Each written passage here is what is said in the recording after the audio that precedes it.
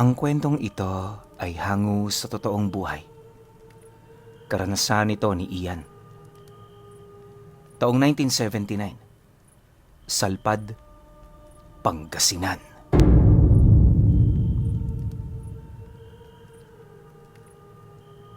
Sa isang pamilyang may madilim na nakaraan, isinilang itong si Ian. Bata pa lamang siya. Alam na niyang mamamatay aswang ang tatay niya. Marami rin ang nakakakilala rito, gawa ng sikat yon sa kanilang lugar. Base sa mga istoryang kanyang narinig, nasa humigit 50 aswang na ang napatay ng kanyang ama. Karamihan dito, kung hindi mga gabunan, pawang pinuno ng mga angkan. Hindi lang din nag-iisa sa ganong misyon ang tatay niya. Gawa ng sa likod ng lakas nito, nagtatago ang isang napakatalinong utak na puno ng lahat ng misyon. At yun ay walang iba kung hindi ang nanay ni Ian na dating manggagamot. Ayon sa kanyang mga magulang, hindi naman talaga sila magiging ganon. Ang kaso lang mabilis na nagbago ang pananaw nila sa buhay dahil sa pagkamatay ng panganay nilang anak buhat sa panggagambala ng mga ito. Magmula noon, itinaga ng kanyang ama sa bato.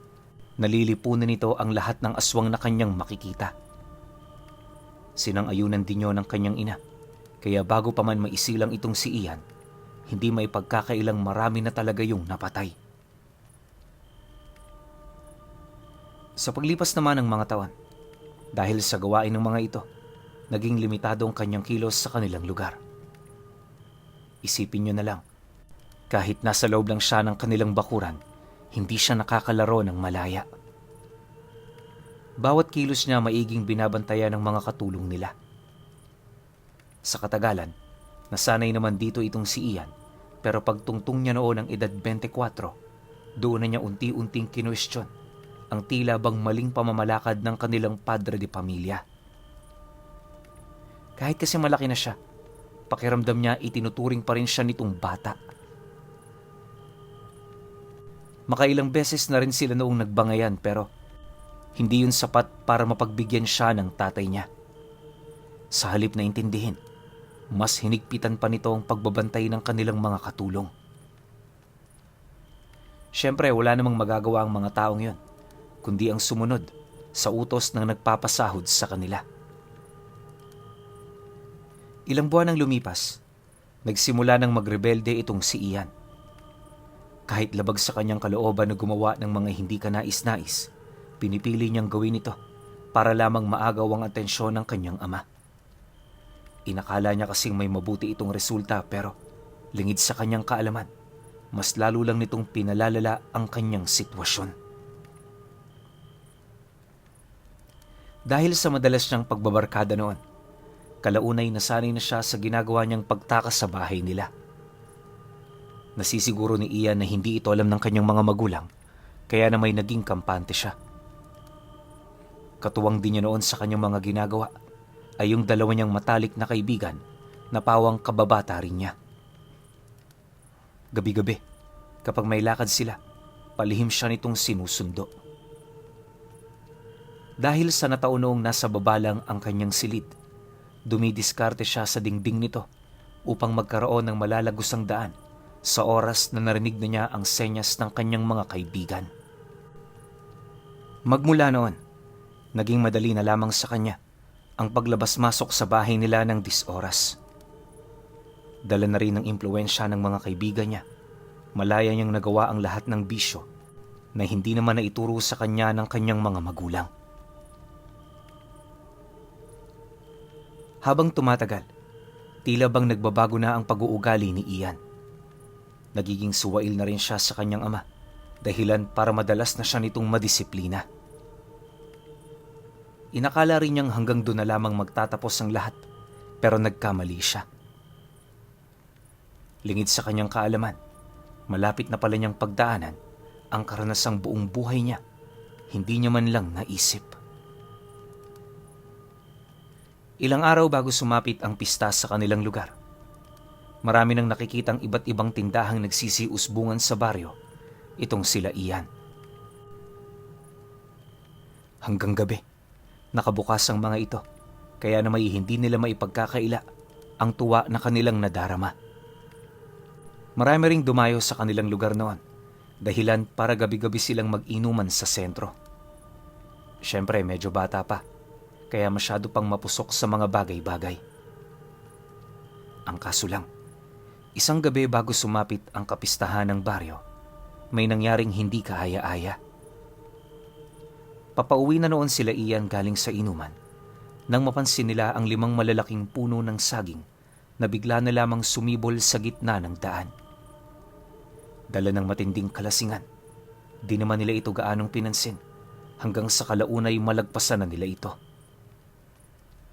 Pagdating naman nila noon sa parte ng daang walang katao-tao, bahagya naman silang natigilan nang may makasalubong silang isang mangangabayo. Pagsilay naman nila dito mula sa malayo, wala naman silang napansing kakaiba, pero nung makaharap na nila ang nilalang na yan, nasipat nilang hindi ito isang tao. Paglalarawan niya rito, punong-puno ng balahibo ang buong katawan nito, tapos may 2 sungayon sa itaas ng noo. Nanlilisik din ang mga mata nito, tapos may mga nagsisiuslian nitong pangil. May hawak-hawak din yung latigo na siya namang banayad nitong hinahampas sa kabayo pagharap nito sa kanila.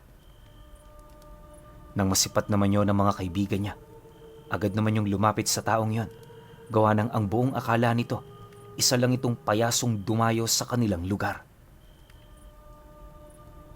Subalit, paghawak naman ito sa kabayo, bigla naman yung tinadyakan ng nilalang, kasabay ng paghalinghing ng hayop nitong sinasakyan. Pagtayo naman ng kabayong yon, buong puwersa naman itong ibinagsak ang 2 nitong paa kung saan nakahandusay ang kaibigan nila. Sa sobrang lakas ng pagkakahampas ng mga paa nito, kitang-kita nila kung papaano mapisak ang dibdib ng kanilang kasama. Dahil sa pangyayari, kahit lasing na lasing sila Ian, nahimasmasan sila. Sa isang iglap, mabilis silang binalot ng matinding takot, kaya namay ang tanging naisip na lamang nila noong mga oras na yon ay kumaripas ng takbo pabalik sa baryo.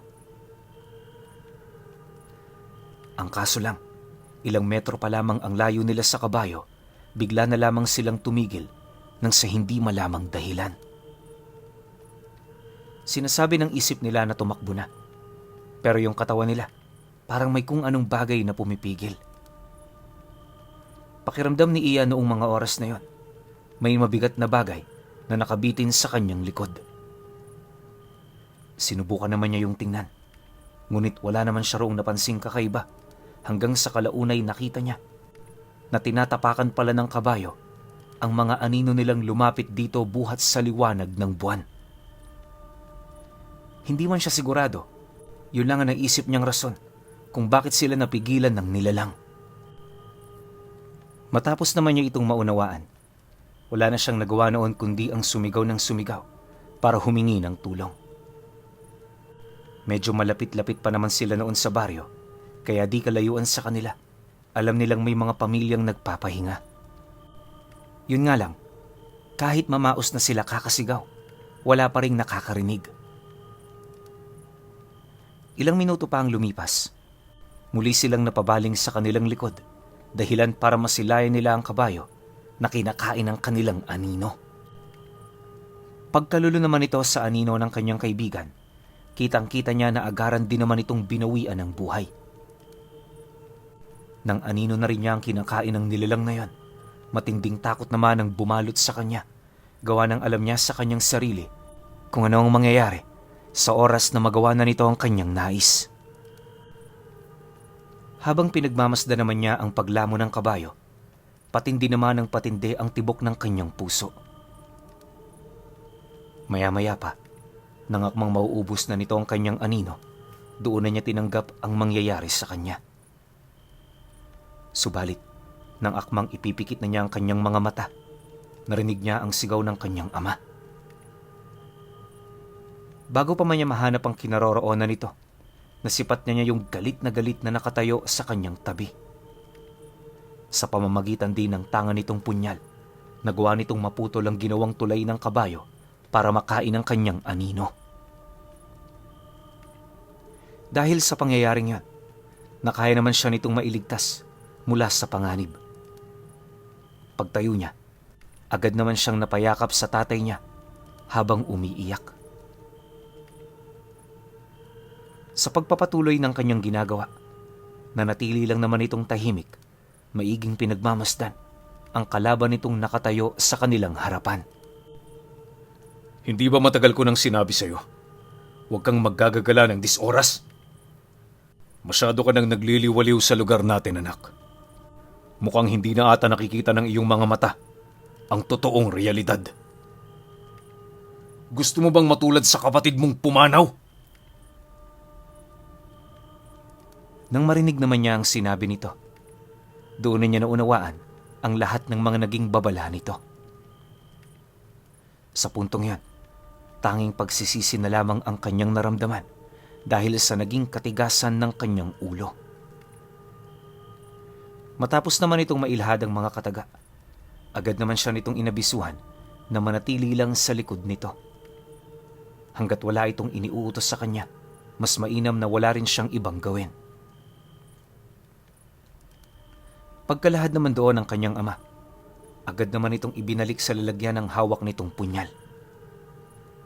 Matapos nun, taimtim itong nagsambit ng mga buhay na salita, kasabay ng pag-ihip nito sa kanyang kwintas at mga braso. Nang maihanda na yon ng tatay niya, agad naman itong sinugod ang nilalang. Pagtakbo naman ito, dali-dali naman itong hinugot ang 2 punyal na nakatago sa kanyang bewang. Walang patid nitong inundaya ng saksak ang nilalang hanggang sa mapahiwalay na yon sa kabayong sinasakyan nito. Pagdistansya naman ng nilalang sa kinaroroonan nito, doon na rin niya tuluyang nasilayan ang mahaba nitong buntot na gawa sa purong bato. Matalas din ang dulo nito, kaya nasisiguro niyang tatagos yun sa katawan ng tatay niya sa oras na yon ay tumama. Sa loob ng ilang minutong pagbubuno ng dalawa, wala pa rin siyang nakikitang kahinaan ng matanda. Kahit may tangan ding mutya ang tatay niya, nakapagtatakang magkapantay lang ang mga ito kung lakas ang pagbabasehan. Hindi rin gaanong natitinag ang nilalang sa kabila ng mga katagang paulit-ulit nitong iniihip sa hangin. Hindi naglaon nang mapagtanto naman ng tatay niya na masyadong mahirap kalabanin ng nilalang. Napilitan naman yung umatras patungo sa kanyang kinaroroonan para magmasid habang pinag-iisipan ang mga gagawin nitong taktika. Habang nakatayo naman ang kanyang ama, batid naman niya ang paghahabol ng hininga nito.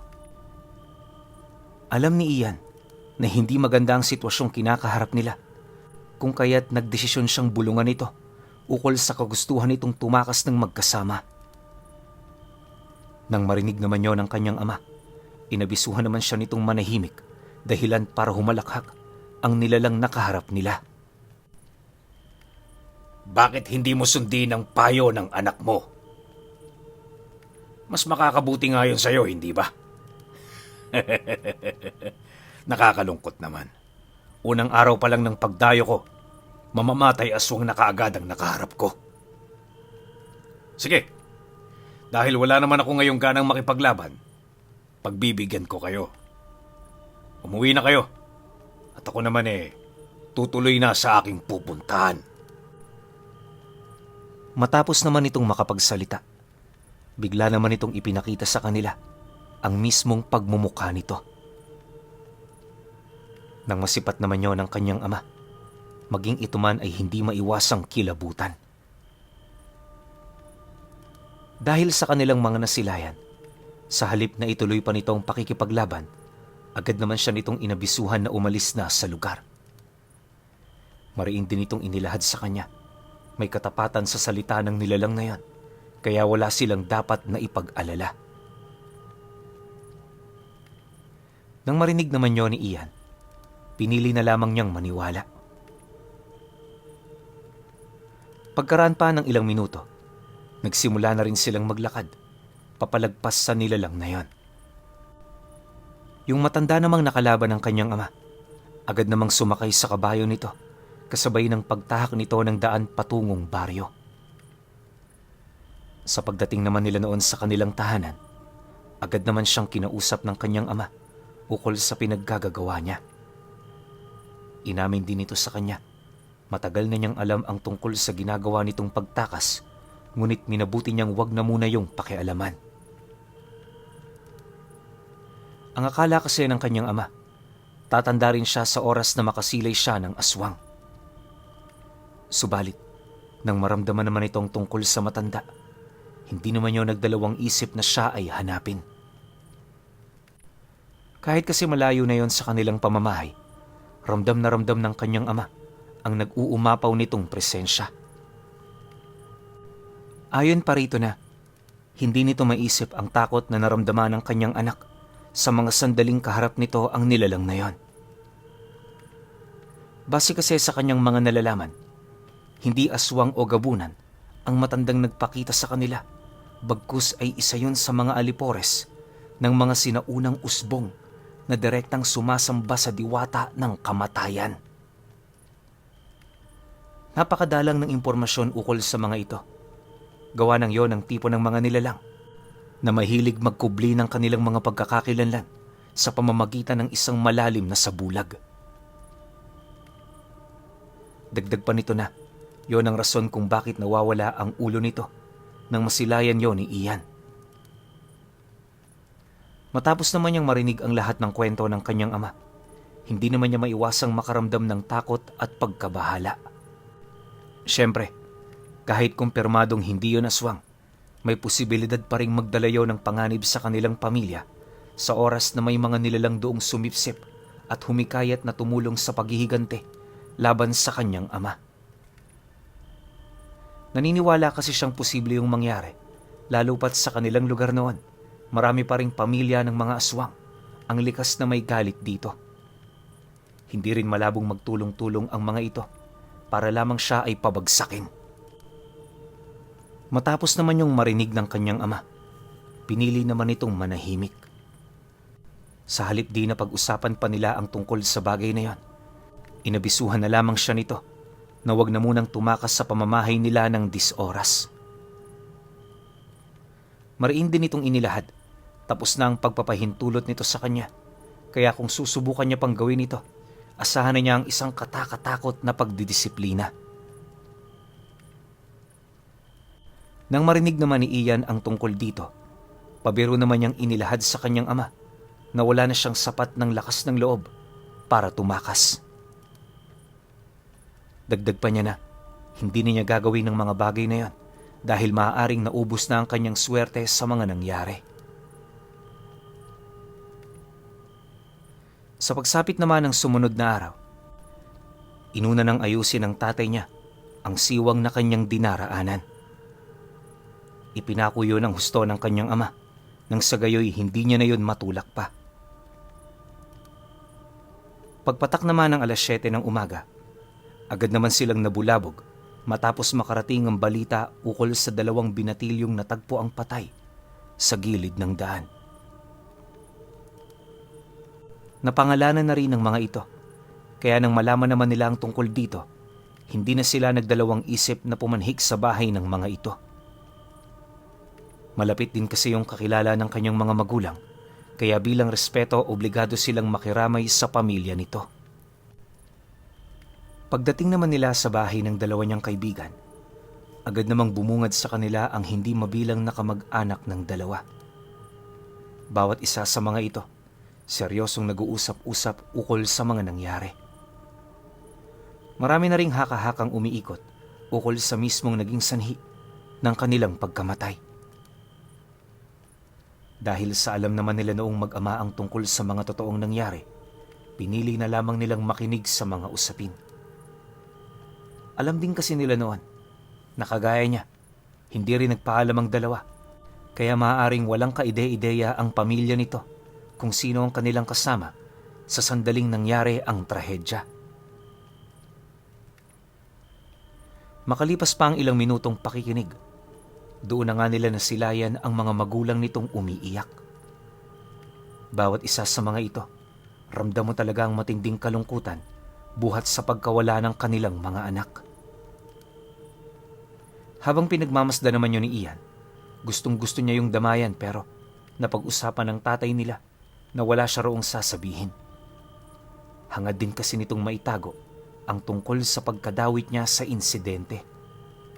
Maaari rin kasi silang mapagbuntunan nito ng galit sa oras na malaman ng mga ito ang kagustuhan nitong maihatid siya bago yun umuwi. Dahil sa ganoong rason, pinili niyang manahimik. Magiging ayos na sana ang mga kaganapan sa lamayan pero pagtungtong ng hapon, muli na naman nilang nasilayan ang matandang pumatay sa mga ito. Harap-harapan yung dumaan sa kanila para tingnan ang dalawang bangkay ng binata. Paglapit naman ng matanda sa dalawang nicho, rinig na rinig naman nila ang paghagulgol nito na parabang kapamilya ang taong yun. Nang mapansin naman niya ang ginawa ng matanda, halos mandilim naman ang kanyang paningin, gawa ng pakiramdam niya. Iniinsulto pa nito ang pagkamatay ng dalawa. Gustong gusto niya ng sunggawa ng taong yun pero mahigpit namang nakahawak sa kanyang braso ang kanyang ama. Ilang minuto pa ang lumipas. Humarap sa kanila ang nilalang habang dahan-dahang inilalapit ang mukha nito. Pagtitig naman ito sa kanya, pabulong naman yung nagwika ng, Natutuwa ang bathala kapag may namamatay na inosente. Mapalad ka, iho, dahil sa kanilang pagsasakripisyo, medyo humaba pa ang buhay mo. Kalimutan mo na ang lahat at sisiguraduhin ko sa'yo, mahaba-haba pa ang panahong gugugulin mo bago ka namin suntuin. Pakinggan mo ng maigi ang payo ng tatay mo. Batid kong mahal na mahal ka niyan. Nang marinig naman ni Ian ang sinabi nito, doon na niya hindi mapigilang magwala. Sinigaw-sigawan niya ang matandang yan hanggang sa kalaunay na agaw na nito ang atensyon ng marami.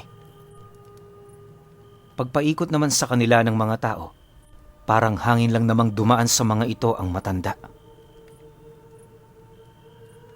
Dahil sa pangyayaring yon, agad namang nagpaliwanag ang kanyang ama ukol sa kanyang mga naging akto.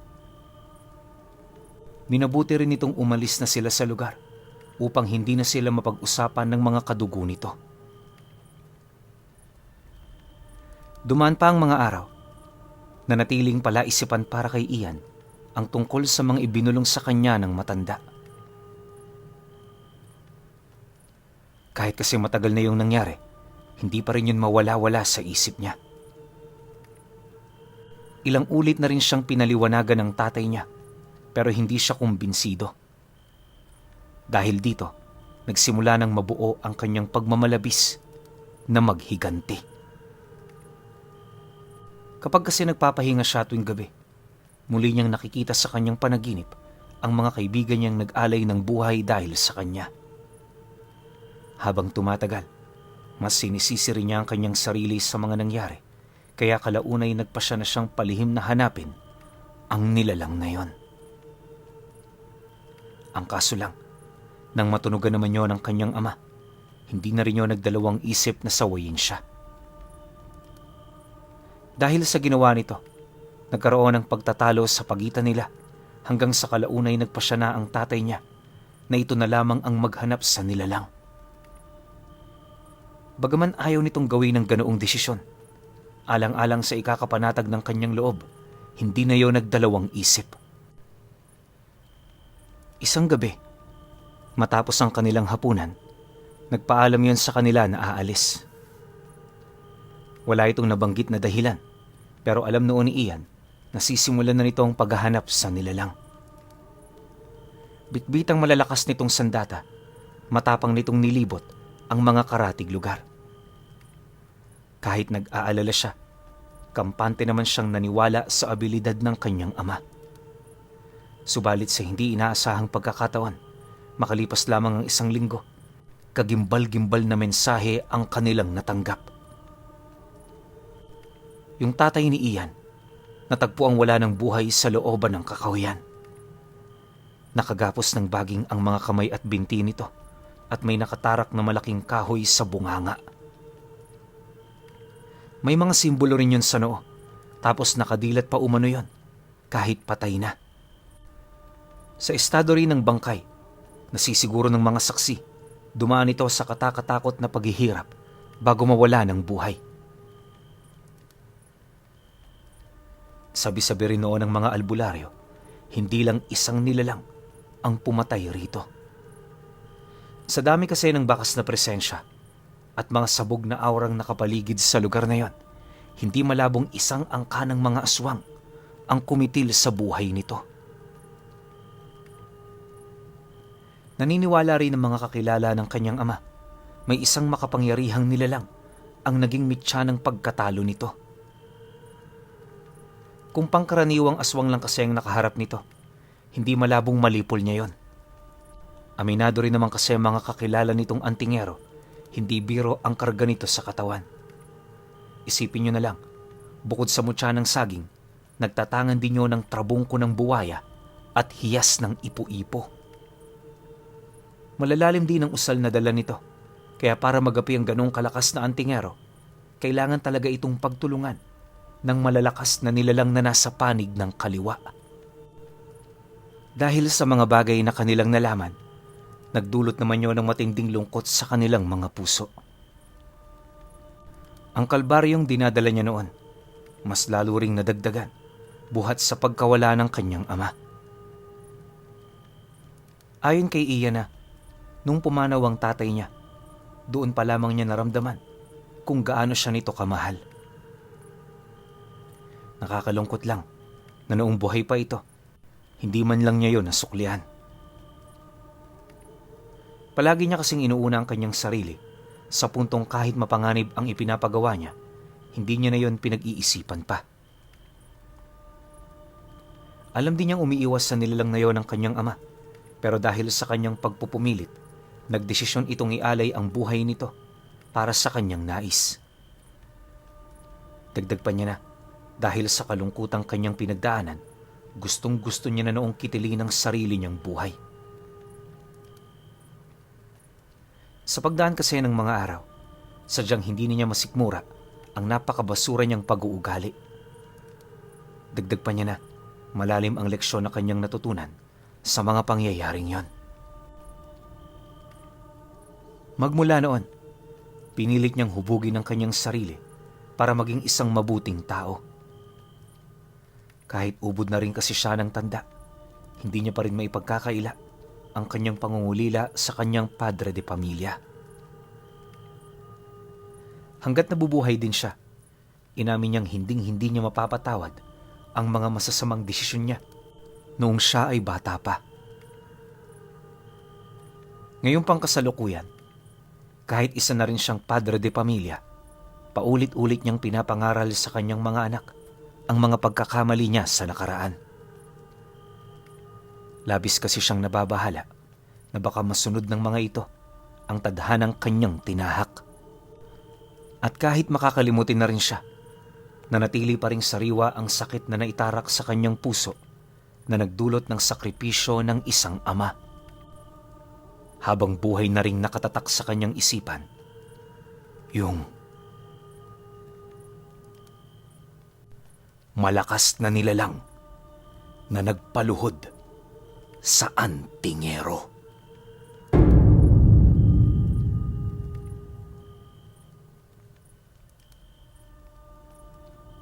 Okay. Opinyon ko sa kwento. Napakasakit ng kwento na to. As in, sobrang sakit. Kung noong una pa lang talaga nakinig na si Ian sa tatay niya, pero yun nga lang, wala tayong ganitong klase ng kwento. Pero yung namatay yung mga kaibigan niya, alam ko yung pakiramdam na sobrang guilty ka. Tapos ipinamukha pa sa'yo nung nilalang na yon na ikaw ang dahilan kung bakit namatay yung dalawang kaibigan mo. Kasi ihahatid siya pa uwi eh. Paano kung hindi siya hinatid nung mga yon? E di syempre, siya lang yung mamamatay. Nataon lang talaga na dumating rin yung tatay niya. Kasi kung hindi rin dumating yung tatay niya, malamang nakain na rin ng kabayo yung anino niya, tas patay na siya. Kaso lang, siguro natuwa yung nilalang na yun kasi nga isang mamamatay aswang yung tatay netong si Ian, hinayaan niyang mabuhay yung dalawa. 'Di ba? Kasi yung mga ganitong klase ng nilalang, alam ko kahit sumasamba to sa mga diwata ng dilim, pumapatay din to ng mga aswang eh. Tapos natutuwa rin sila kapag yung nakakaharap nila, merong malakas na kakayahan. 'Di ba? So kaya yung buhay nilang dalawa, hindi niya kinuha. Kahit kayang-kaya niya nang kunin nung gabing yun. 'Di ba? Pero ang tanong lang ngayon talaga, sino kaya ang pumatay sa tatay ni Ian? Imposibleng yung sumasamba sa itim na diwata. Kasi yan, sabi ng mga manggagamot, sobrang daming itim na aura dun sa paligid kung saan nangyari yung pagkamatay ng tatay ni Ian. Posible rin kaya na yung mga aswang din na mga kaaway nito ng pamilya nila Ian. Kasi pagkakaintindi ko sa kwento, sobrang dami nilang kaaway na angkan eh. Diba kasi yung tatay niya talagang pumapatay ng aswang. Gawa nga nung gusto nilang gumante dahil namatay yung una nilang anak. Diba? Doon ko mapapaisip no? Hindi siguro yung pumatay doon. Feeling ko yung pamilya ng mga aswang. Ang nangyari lang, na-corner lang siguro tong tatay niya. Tapos kahit sobrang lakas nun, sabi rin dito, kapag marami yung kalaban mo tapos matataas na antas ng mga aswang, talagang matitigok ka. So feeling ko hindi siya yung pumatay, yung mga aswang talaga. Pero sa akin lang naman yun. Kayo pa rin. Kung may opinion kayo sa kwentong ito, comment nyo lang sa baba. Yun lang. Hanggang sa susunod na kwento. Salamat.